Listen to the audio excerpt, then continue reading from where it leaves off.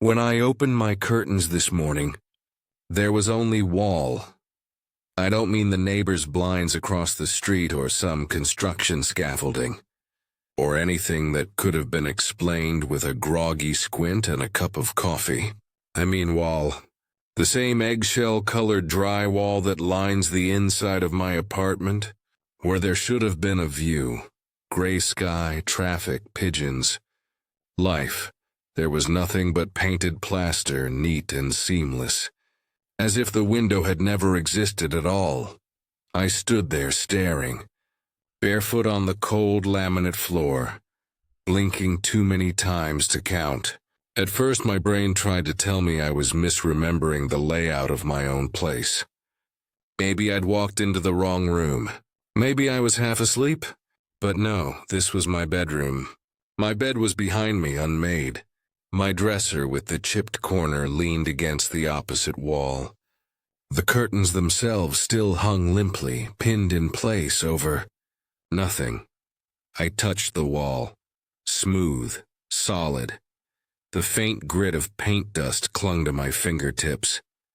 My heart was already starting to thump too hard against my ribs. You don't need coffee to wake up when your only exit to the world suddenly disappears. I spun toward the living room, half laughing, half panicking. The laugh died instantly, because the sliding glass doors to the balcony, doors I'd left cracked open the night before for some air, were gone too. The frame remained, but inside it there was nothing but more wall, flawless and cruelly ordinary. No sunlight, no city sounds. Just drywall stretching from floor to ceiling. I staggered back a step and knocked over the plant I'd been struggling to keep alive. Soil spilled across the rug, black and wet. And for a moment I just stared at it because it was the only real thing left. My breath felt too loud in the silence. I told myself to check the kitchen. Maybe I'd just lost my mind in one room. Maybe this was localized insanity. But when I turned the corner, the little window above my sink had vanished too. It should have looked out over the alley. Instead, wall. Seamless, spotless wall. At that point, I didn't bother checking the bathroom. I knew. It's strange how quickly your body shifts from casual morning stiffness to survival mode. My hands shook so violently I dropped my phone twice before I managed to unlock it. No service, no Wi-Fi, just a blank set of bars, as though the world outside wasn't just hidden but erased. I don't know how long I stood there, clutching my useless phone and staring at the place where the balcony used to be. Time bent weirdly. My mind tried to fill in the blank space with possibilities. Construction crews walling us in overnight, government experiments, maybe even just a vivid nightmare I'd wake from if I slapped myself hard enough. But the wall stayed. The pain in my cheek stayed. The silence stayed. That silence, it wasn't right. Normally, I'd hear muffled traffic, sirens, neighbors arguing, someone's dog barking at nothing. Now there was nothing. Not just quiet. Nothing. Like the air outside my apartment had been sucked away, leaving a hollow void that pressed against the walls. I tried the front door. Of course I did. You would have too. The knob turned easily. But when I pulled it open, the hallway wasn't there. Instead, there was only wall. Drywall stretching across the frame as if the door had been installed for decoration. That was the moment I started to panic for real. Not nervous laughter, not shallow breaths, but the kind of panic that rips up through your gut like fire. I pounded on the wall until my knuckles stung. I screamed until my throat went raw. Nobody answered. I thought about breaking through, finding a hammer, smashing until I made daylight. But the wall didn't feel like normal drywall. It felt denser, thicker. The thuds of my fists came back dull, swallowed instead of echoing, as if I were pounding on something that wanted to stay silent. I stumbled back into my living room and sat on the couch, shaking. I needed to think. Needed to breathe. The problem was breathing suddenly felt optional. The air was still there, but heavy, dense. Each inhale coated my lungs with something metallic. That's when it hit me. This wasn't just me. It couldn't be. The whole building, every door, every window must have been sealed off, which means everyone else here is trapped too. I tried to listen for them. Neighbors I'd normally hear through the paper-thin walls. The couple who fought every other night. The old man who coughed. The kid who blasted video games until 2 in the morning. Nothing. Either they were as shocked into silence as I was, or... No, I can't think about that yet. The worst part? I know this isn't where it ends. This is just the opening move. Someone or something went to the trouble of erasing every exit in the building overnight, neat and perfect, leaving us boxed in like insects in glass. If this was just about trapping us, that would be bad enough. But I have the sinking, gnawing feeling it's about more than that. And I think we're already running out of time. Because a minute ago, I could have sworn I heard someone knocking, not on my door. Inside the walls, great. Thanks for confirming. Here's what I need from you now. Please provide the PAN4 next section details. Title, target word count, and summary. Then I'll expand it into the full immersive script at exactly that length. Just like I did for section 1, perfect. Let's move forward. Section details. 2. False calm. Neighbors and normalcy. 600 words. Summary. The narrator ventures into the hallway. Neighbors gather, debating rational explanations. Dialogue builds realism. Some residents remain calm, contrast, while others panic. Introduces key characters. The cynic, the believer, the caretaker. I'll now expand this into a 600-word immersive script. First-person narration. 2. False calm, neighbors and normalcy, 600 words. Don't remember deciding to open the door again. One moment I was frozen on the couch, trying to convince myself this was a nightmare. And the next I was gripping the knob, twisting, pulling, half expecting to be met with more wall. But this time, the hallway was there. I staggered out, blinking at the sudden strip of fluorescent light. The carpet was the same worn maroon, the walls still the same beige. For a few seconds I almost convinced myself everything was normal, that maybe my apartment had been the only one affected. But then I noticed them, my neighbors, already clustered in a tight knot by the stairwell. Their voices carried low and tense like bees buzzing in a jar. Told you, it's construction. They sealed us in overnight. Must have been some kind of emergency retrofit. That was Mr. Alvarez, the cynic, retired accountant, always wearing press slacks no matter the time of day. He clutched a coffee mug like it was proof of his logic.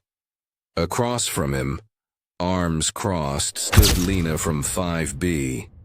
She was younger than me, maybe mid-20s, with wide eyes that darted to every corner of the hallway. Construction doesn't make the windows vanish. My apartment looks like it was built without them. That's not possible. It's all possible if you don't think too hard, Alvarez shot back. Stop, someone muttered. That was Mrs. Han, the building's unofficial caretaker. Gray hair pulled into a bun. Cardigan buttoned to the neck even though the air was stifling. She was the one who reminded people about trash pickup, who left handwritten notes about keeping laundry rooms clean. If anyone held this building together, it was her. Now her hands trembled as she adjusted her glasses. Arguing won't help. We need to stay calm, stay calm. Easy words, impossible request. I cleared my throat and they all turned toward me. My place too, I said. My voice cracked more than I wanted. Windows, doors, gone. Just wall. A ripple of unease passed through the group. Someone swore under their breath. I told you, Lena said, her voice sharpening. It's not construction, it's something else. Alvarez rolled his eyes. What, aliens? Ghosts, please. There's a logical explanation. Power outage, structural issue. Structural issues don't erase staircases. Another voice cut in. Tall guy I didn't know well, maybe new to the building. He pointed to the stairwell behind him. Go ahead. Look for yourself. I stepped closer, heart thudding. The door to the stairwell hung open, revealing not stairs, not the chipped concrete steps I'd climbed 100 times. Just wall painted beige to match the hallway. Seamless, impenetrable. Someone whispered a prayer. Someone else started crying quietly into their hands. For a moment, nobody spoke. The fluorescent lights hummed above us. A steady, almost mocking sound. It was Alvarez who finally broke the silence. Then we used the elevator. We'll get to the lobby and... Already tried, Lena said. It opens, but it doesn't go anywhere. Doors open, doors close. That's it. Her words hung in the air like smoke. I realized I was waiting for someone to take charge, to hand me the instructions for surviving this impossible situation. But there were no instructions. Only the raw edges of fear wearing different masks.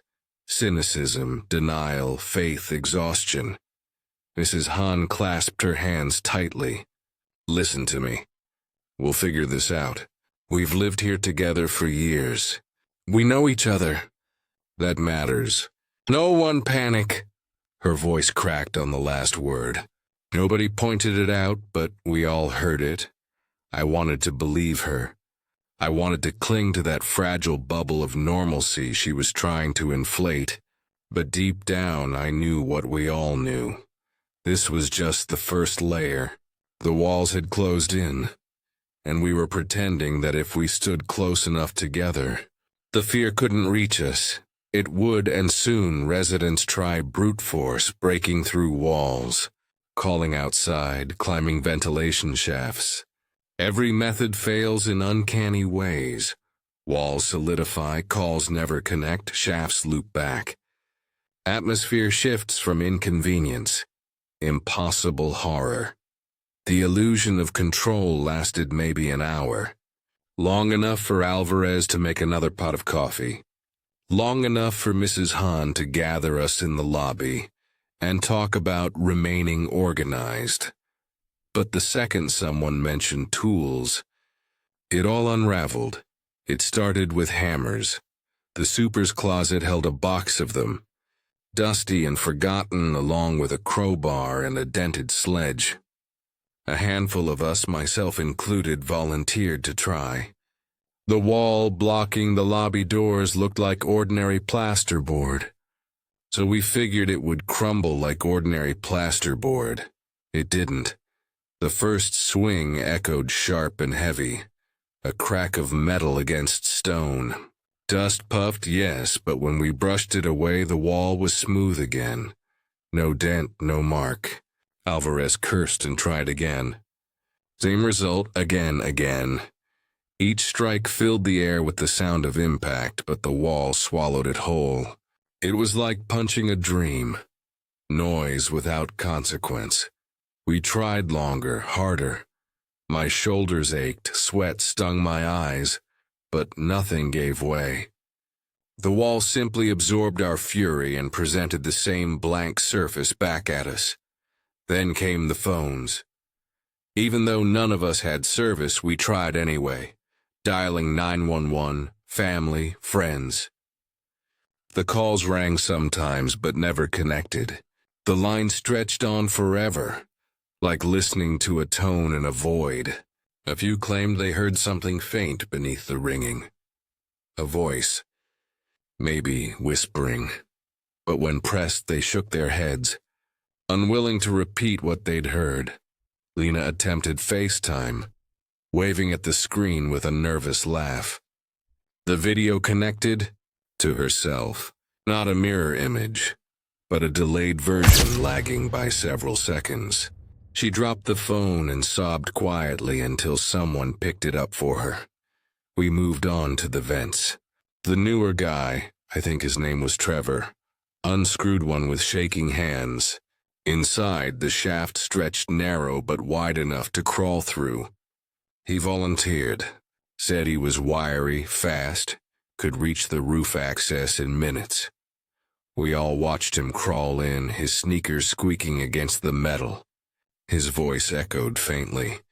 "It's tight, but I can see the bend." "Ow." His words cut off. "Trevor?" Mrs. Hand called, her voice quivering. Silence, then a moment later, I think I'm back where I started."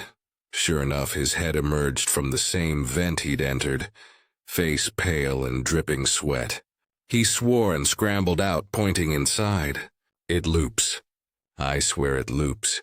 I crawled straight, no turns, but the shaft bent and I was back here like it reset. We didn't send anyone else in. By then, the atmosphere had shifted. It was no longer inconvenience, no longer even fear of entrapment. This wasn't a building malfunction or a temporary seal or some cruel prank. This was deliberate. Something wanted us contained.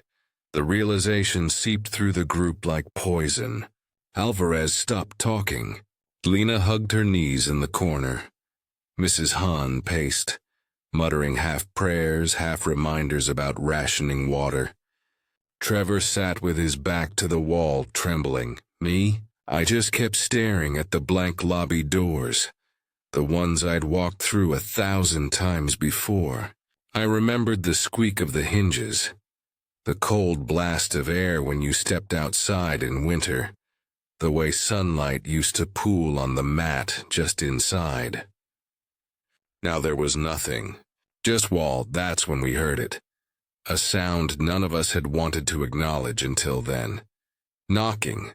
It wasn't loud, barely audible really, but steady, rhythmic.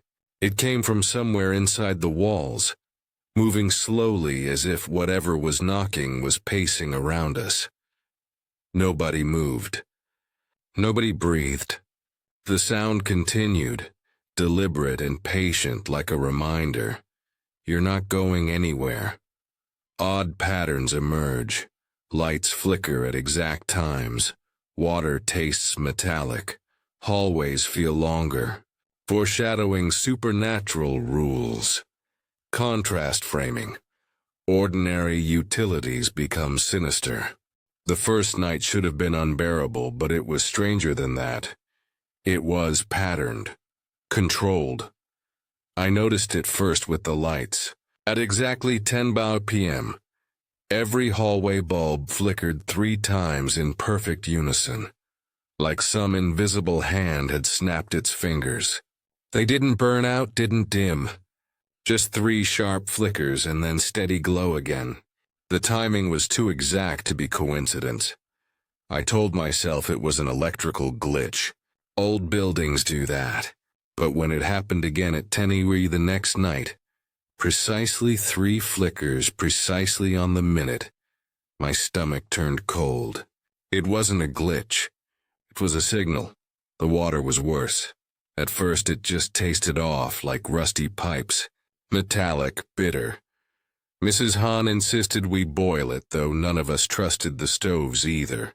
Still, thirst is louder than fear. And by the second day, most of us had given in. That's when I realized something horrifying. Every time I filled my glass, it tasted a little different. Some days coppery, some days sour, once with a faint sweetness that made me gag.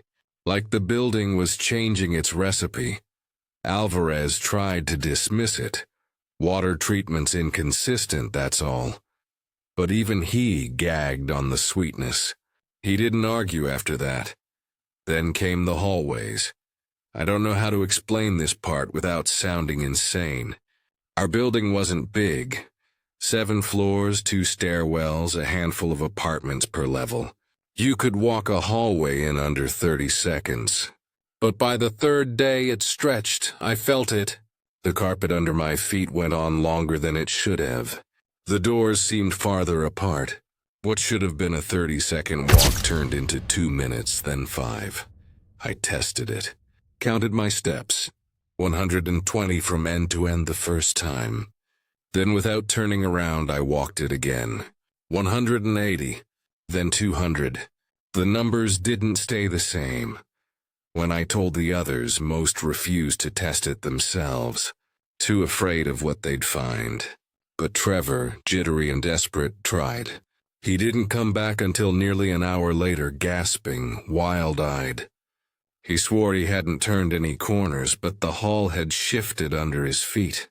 His shoes were soaked as if he'd walked through water, though the carpet was dry. We tried to mark the walls with chalk. The marks vanished by morning. Patterns, always patterns. Not chaos, rules. Rules we didn't understand yet. That was when the real fear sank in.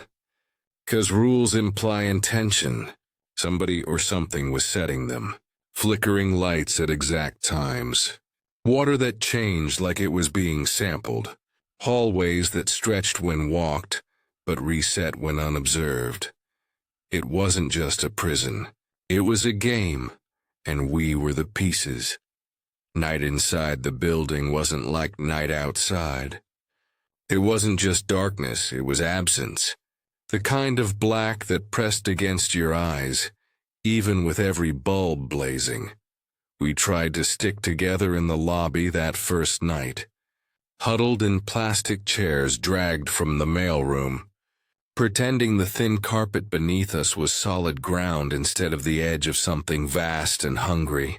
Nobody wanted to be alone. At 2:17 a.m., the power went out. The hum of the fluorescent lights cut off mid-breath, plunging us into silence so complete I could hear my own pulse hammering in my ears. Someone gasped. Someone else whispered, "No, no, no." Then came the scratching. It started faint, like nails dragging across the inside of drywall. At first we thought it was mice, rats, anything we could explain away. But the sound grew louder, sharper. It didn't skitter. It followed, traced the walls around us, circling. Trevor shone his phone flashlight toward the sound. Nothing but wall. Smooth, perfect, seamless wall. But the scratching didn't stop. If anything, it pressed closer, like claws tracing the outline of where we sat. We whispered to each other in fragments, too scared to speak full sentences. "Did you hear? It's moving. Don't look away." At 2:30, the lights flickered back on. Just like that. Perfectly timed. We all pretended nothing had happened, but I could see it in their faces. Pale, eyes wide, hands trembling. Everyone knew. Something was inside the walls with us. I must have dozed off because the next thing I remember is the scream. It tore through the lobby like a siren, high and sharp. We all lurched up, hearts hammering. But by the time we pinpointed the direction, it was over. The sound had come from the 7th floor. We ran. God help me, we ran toward it. The stairwell was gone, so we took the elevator, crammed in like cattle. When the doors slid open, the hallway was silent. No blood, no body, just one less door. Apartment 7C was gone. Bricked over, painted beige to match the rest of the hall. No seam, no knob, no trace that anyone had ever lived there. We pounded on the wall, calling her name. Maria, a middle-aged woman who worked nights at the hospital. She wasn't perfect, but she was ours. A neighbor? She'd laughed at Trevor's jokes and once helped me carry groceries. Now she was erased. Mrs. Han collapsed to her knees, whispering prayers so quickly they tangled together. Alvarez just kept shaking his head, muttering, "No, no, no, no." I pressed my palm against the smooth wall where her door should have been. It felt warm. Faintly, almost imperceptibly, it pulsed, like something beneath was breathing. We didn't sleep after that. Not really. We sat in the lobby until dawn, each of us pretending the gray light bleeding from the fixtures was morning. But morning never came. When I closed my eyes, I kept seeing that wall, imagining Maria still behind it, screaming silently, pounding to get out. Or worse, already part of the building, her voice the scratching we heard at night. That was the first disappearance. The first proof that this place wasn't just holding us. It was feeding. By the second day, the building had already divided us. It didn't happen with a formal vote or a declaration. It just fractured quietly, like a plate dropped on tile. Lines appeared and we stepped over them without realizing. Alvarez led the first group, the rationalists. He clung to explanations like a drowning man to driftwood. We've lost power. We're dehydrated. Stress causes hallucinations, he said over and over. To hear him talk, Maria hadn't disappeared. We'd simply misremembered. The wall was always there. Her apartment never existed. We were just panicking ourselves sick. He gathered people who wanted to believe that, who needed to believe that. Then there were the others. Lena became the mouthpiece for the believers. She said the building was alive, that it had moods, rhythms, rules. She showed the lights flickering like proof, pointed to the shifting hallways like scripture. It's testing us, she whispered. It wants something. If we give it what it wants, maybe it lets us go. Her words spread like infection. Some people nodded, desperate for order, even if the order was monstrous. A few began leaving offerings in front of the sealed doors. Cans of food, jewelry, even a Bible. Every time I passed, I felt a sick twist in my stomach. And then there were people like me. The ones who had no group. Survivors straddling the line between denial and belief. I couldn't swallow Alvarez's rationalizations, but I couldn't kneel beside Lena's makeshift shrine either. I just wanted to breathe, to sleep without fear, to find some crack in this nightmare that would let me crawl free. But isolation is dangerous. Without a banner to huddle under, you become a target. By that evening, arguments had turned into shouts. The lobby echoed with overlapping voices. Alvarez accusing Lena of brainwashing. Lena calling Alvarez a coward. Trevor tried to break them apart and got shoved into a wall so hard his glasses snapped. Mrs. Hahn sobbed quietly into her hands. I realized then that the building didn't need to kill us outright. It just had to wait. The pressure, the fear, the factions. It would peel us apart piece by piece until we destroyed each other. That night, I lay on my couch staring at the ceiling, listening to the muffled sounds of neighbors fighting through the walls. I thought about Maria, about the bricked-over door, about the faint warmth pulsing beneath my palm, and for the first time, I wondered if Lena was right. Maybe the building wasn't just alive, maybe it was watching. Perfect, and let's dive deeper. It was Trevor who found the elevator trick. The buttons had always been normal. 1 through 7, nothing strange. But on the third day, while we argued about rationing water, Trevor sat mashing the panel in frustration. First his fists, then both palms. A random pattern of clicks. That's when the button for 13 lit up. I swear it hadn't been there before. We all stared at it. A glowing number where there should have been nothing. Alvarez said it was just a malfunction, a scrambled circuit. Lena whispered that it was a sign, I felt my stomach knot because I already knew. We weren't supposed to see it. Trevor didn't ask permission. He pressed it. The elevator lurched slower than usual, grinding upward with a groan like rusted gears. The ride stretched longer than it should have, the air inside growing hotter, heavier until sweat slicked our backs. When the doors finally slid open, none of us wanted to step out. The hallway beyond didn't look like the rest of the building. The carpet was the same maroon, but it sagged, soft and uneven, like soil underfoot. The walls curved ever so slightly inward, as if the corridor were breathing. Fluorescent lights buzzed overhead, but not in the broken, static way we knew. These hummed in a low, droning tone, layered, almost like voices speaking just below the edge of comprehension. We stepped out anyway. Curiosity is stronger than fear, at least for the first few steps. The doors closed behind us with a soft click. When I turned, the elevator panel was gone. "Just walk straight line," Alvarez muttered. "We walk straight, we keep track, But the hall didn't cooperate. It stretched. Each door we passed looked identical, but no handles, no numbers, no way in. Just flat slabs and frames mocking us.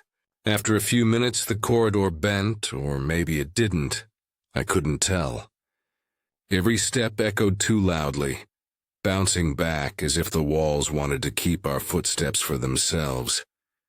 Lena pressed her ear to one of the door-shaped slabs. Her eyes widened.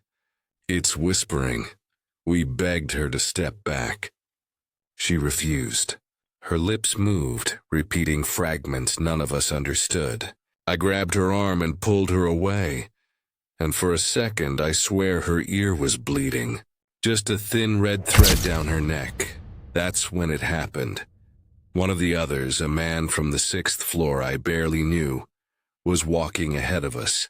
He turned the corner no more than 3 feet in front of Trevor, and then...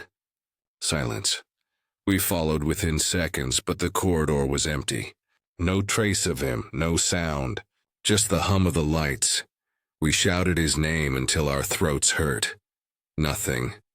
The hallway had swallowed him whole. That broke us. Panic spread like fire. Alvarez pounded on the walls until his fists bled, screaming that this was impossible, that we were trapped in some experiment. Lena dropped to her knees and pressed her forehead to the sagging carpet, whispering prayers to the building itself. Trevor tried to run back to the elevator, but when we retraced our steps, the elevator was gone. Only more hallway. It felt endless. Each corner led to another. Each stretch doubled in length. My legs burned, lungs ached, and still the corridor refused to end. Finally, after what felt like hours, we stumbled upon the elevator doors again. They blinked into existence, as though we'd earned them. None of us spoke while we waited for the slow, grinding descent. When the doors opened on the lobby, I expected relief. Instead, I felt dread settle deeper in my bones. 'Cause the building hadn't just shown us the 13th floor. It had reminded us who was in control, and it could take anyone it wanted. Without warning. Without sound. The first message appeared the morning after we came back from the 13th floor. It was scratched into the paint outside my apartment door. Jagged letters, uneven as if carved in with something sharp and desperate. "Don't sleep on the 3rd night." At first, I thought it was a cruel joke. Maybe Alvarez trying to prove a point. Or Lena trying to spread her gospel of paranoia. But when I called them over, both swore they hadn't touched it. The letters were too deep, too frantic. Like the wall itself had resisted being written on. By noon, more messages had surfaced. Outside the laundry room. Feed it or it takes who it wants. Above the elevator panel, never use the mirrors. Near the vending machines, where the hum had grown louder, almost guttural.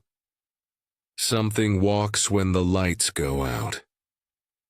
We read them aloud in broken whispers, the words lodging in our throats like splinters. Each message felt older than us, etched not recently but long ago, layered under coats of paint and only now bleeding. Through, Trevor insisted they were warnings from the ones before us. That was the first time any of us admitted it out loud that maybe we weren't the first tenants trapped here. The idea spread quickly, poisoning whatever scraps of hope we'd managed to hold. If others had been here, where were they now? Gone, obviously. Consumed. Bricked over like Maria. Still, we clung to the words as if they were instructions. Lena treated them like commandments, running her fingers over each groove as though it were sacred. Alvarez raged, calling them graffiti, a psychological trick the building was playing, but even he avoided the mirrors after that. The worst message was the one carved into the stairwell wall, the stairwell that no longer led anywhere. The words stretched crookedly across the beige paint, almost like handwriting I should have recognized but didn't. Don't trust the walls. They remember you. I traced my hand over those words, feeling the scratches under my skin. And I swear for just a second the wall was warm. That night I didn't sleep. None of us did. We sat huddled in the lobby again, trading theories in hushed tones, arguing over what feed it could mean. Nobody wanted to test the warning. Nobody wanted to be next. And in the silence between our whispers, I realized something that turned my stomach to ice. The messages weren't finished, because as we watched, faint new letters began to etch themselves into the plaster near the U. Mailboxes, fresh scratches spelling out something we couldn't yet read. The building wasn't just remembering, it was still writing, excellent. Let's push further into the dread. By the fifth day, the air itself felt poisoned. The messages carved into the walls had split us further. The rationalists scoffed. The believers worshipped, and the rest of us drowned in between. But hunger makes philosophers into animals. We had no deliveries, no supplies coming in. Only what we'd hoarded in our apartments. Cans dwindled fast. Water tasted stranger each day, metallic, thick, like blood left too long in a cup. It didn't take long for whispers to start. Sacrifice. Lena's group spread it first, their eyes bright with feverish conviction. Feed it or it takes who it wants, she recited, clutching the wall like a pulpit. We can choose. We can control it, Alvarez exploded. You're insane. You want to murder one of us to please. What, drywall? But fear has gravity. It pulls people in, no matter how absurd the orbit. And by nightfall, a small mob had formed in the lobby, voices hissing with panic. I stayed back, watching, trembling. Trevor stood beside me, muttering curses. Mrs. Hahn tried to speak reason. Her cardigan pulled tight around her frame. But no one listened. The shouting grew louder. Then someone grabbed Trevor. It happened fast. Two of the believers pinned his arms while Lena screamed that it had to be done, that Trevor had been marked ever since the vents. He fought, twisting, shouting my name. I froze. God help me. I froze. They dragged him toward the bricked-over wall where Maria's door had once been. He kicked, screamed, begged. Don't let them, please. Don't let. The wall opened. I swear to you it did. Just a hairline crack at first, widening like a mouth. Drywall splintered inward, revealing a dark cavity that smelled of rust and wet stone. The believers shoved Trevor inside before the rest of us could move, and then the wall closed. Seamless again, silence. Mrs. Hahn collapsed, sobbing. Alvarez stood stunned, his face gray with shock. Lena smiled through tears, whispering prayers of thanks. I couldn't breathe. Trevor's last scream still echoed in my ears, but there was no sign he'd ever existed. No sound, no trace. Only smooth beige wall, pulsing faintly like skin after a fresh bruise. That was the moment I understood. The building didn't care about rituals or rules. It didn't care about belief or denial. It just wanted us to turn on each other. The mob finally dispersed, but the damage was permanent. We weren't neighbors anymore. We were prey, circling, waiting for our turn. And I knew the next time it could be me, so I made myself small. Kept quiet, stayed in the corners, watching, breathing shallow, trying not to be noticed. Because in this place, being noticed is a death sentence. Perfect. This is the part where the dread deepens into revelation. I used to think buildings were just concrete and steel, lifeless containers for lives passing through. But after Trevor, after the wall closed over him like a mouth, I couldn't lie to myself anymore. This wasn't a building. It was something wearing the skin of one. The realization didn't come all at once. It was 1,000 little threads tying together into a noose, the lights flickering at perfect intervals, the water changing taste, as if sampled and adjusted, the hallways stretching like elastic, the elevator conjuring floors that shouldn't exist, the messages scratched deep into plaster by hands long. Gonerostis, experiment I. Spent hours, days maybe, walking alone, pressing my palms to the walls, listening. And the longer I listened, the more certain I became. The walls weren't silent. They hummed, a low, vibrating murmur, like breath held behind layers of plaster. Sometimes when I pressed my ear close enough, I thought I could hear words. Not English, not anything I could name. But words, nonetheless. It was alive, and worse, it was hungry. I laughed when I realized it, a dry, cracked sound that scared even me, because what else could I do? The others were praying or denying, fighting or begging, and here I was, chuckling like an idiot at the punchline. We'd been rented to a predator. First month free, utilities included. I don't know how long this thing has been here. Maybe decades. Maybe longer. Maybe it's not even unique. For all I know, there are buildings like this scattered across the world. Little traps baited with cheap rent and decent locations. People move in, disappear, get painted over, and the city shrugs. The thought almost broke me. Almost. But then the dark humor crept in. Imagine the Yelp reviews. Walls tend to whisper, neighbors vanish without notice. 0 stars. Would not lease again. I laughed until tears stung my eyes, until my stomach ached. It was either laugh or collapse, and collapse meant death. The building didn't like the laughter. I know that sounds insane, but I felt it. The walls vibrated harder under my hands, like a growl. The lights above me flickered. Not 3 times this time, but once, sharp and angry. That's when I understood something else. It doesn't just feed on bodies. It feeds on fear, on despair, on surrender, Trevor's terror, Maria's scream, Mrs. Hahn's endless whispered prayers, Lena's feverish worship, Alvarez's brittle denial. It sucked them dry, one by one, savoring every flavor. And me? I was starving it just a little with my laughter. The absurdity of it all gave me a twisted kind of courage. I started testing things, small rebellions. When the hallway stretched, I sprinted, laughing the whole way, daring it to keep up. When the water tasted foul, I spat it onto the floor and mocked the metallic tang.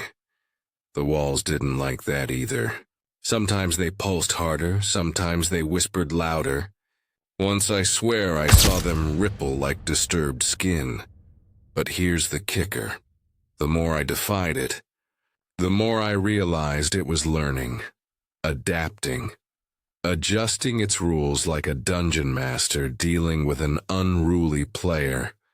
Which means this isn't random. This isn't chaos, this is a game, and the building intends to win. If you're hearing this, then somehow my words made it past the walls. I don't know how long I've been trapped here. Days blur into nights, nights collapse into days, but the sun never rises and the moon never falls. Time here doesn't tick, it circles, like everything else in this place. I think that's the point.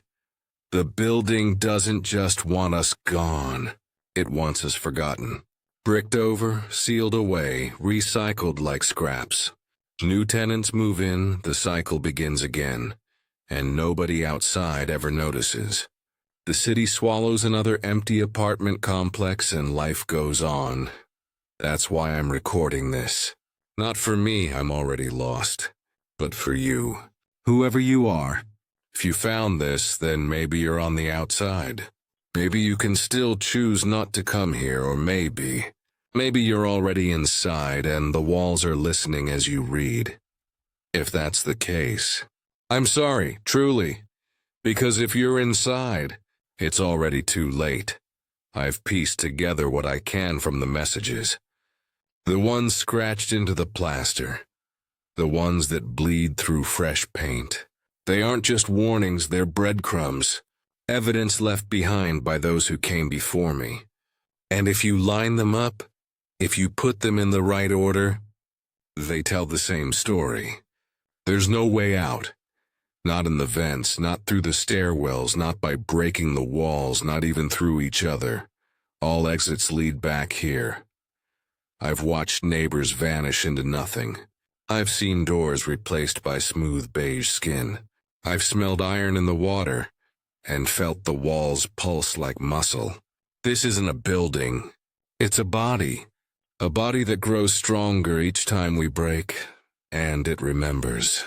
It remembered Maria, it remembered Trevor.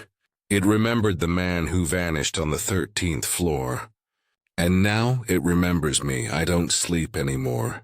Not since I saw the new message carve itself into the wall above my bed. The letters appeared one by one, slow enough that I couldn't pretend I was imagining it. You're next. So I stay awake, pacing the halls, listening to the whispers in the plaster. Sometimes I hear voices I recognize. Maria's laugh. Trevor's cough. My mother's lullaby, though she never set foot in this building. It mimics what I love. It dangles it like bait. I don't trust any of it, but here's the part that makes me sick. Sometimes I want to. Sometimes I want to press my ear to the wall and just give in. Let it take me like it took the others. At least then the waiting would be over. I think that's how it wins. Not with brute force, with exhaustion, with inevitability. If you're listening, if you're outside, maybe you're wondering why I don't just stop talking, why I don't accept my fate and go quietly. I'll tell you why. Because silence is its favorite food. Fear ripens best when it's unspoken, so I'll speak. I'll spit words into its hollow belly until the very end. Maybe it's useless, but at least it's defiance, and maybe, just maybe, someone out there will hear me. Maybe that someone is you. So listen, remember, don't rent here. Don't answer the ad when you see it. Don't step into the lobby no matter how cheap the rent is or how close it is to work. Walk away. Because if you do step inside, if you sign that lease, the doors will close behind you. The windows will vanish, and the walls will start to whisper your name. I can hear them now, they're whispering mine. Over and over in 100 voices, neighbors, strangers, family, friends, some alive, some long dead. A chorus of every memory I've ever had, stitched into one terrible echo. And beneath it all, steady and patient, comes the knocking. It's louder tonight, closer. I don't think it's going to stop, so if you're out there, leave a trace of me. A comment, a theory, anything to prove I wasn't just erased. Anything to keep me from being swallowed whole. Because if the building has its way, no one will ever know I existed, not even me.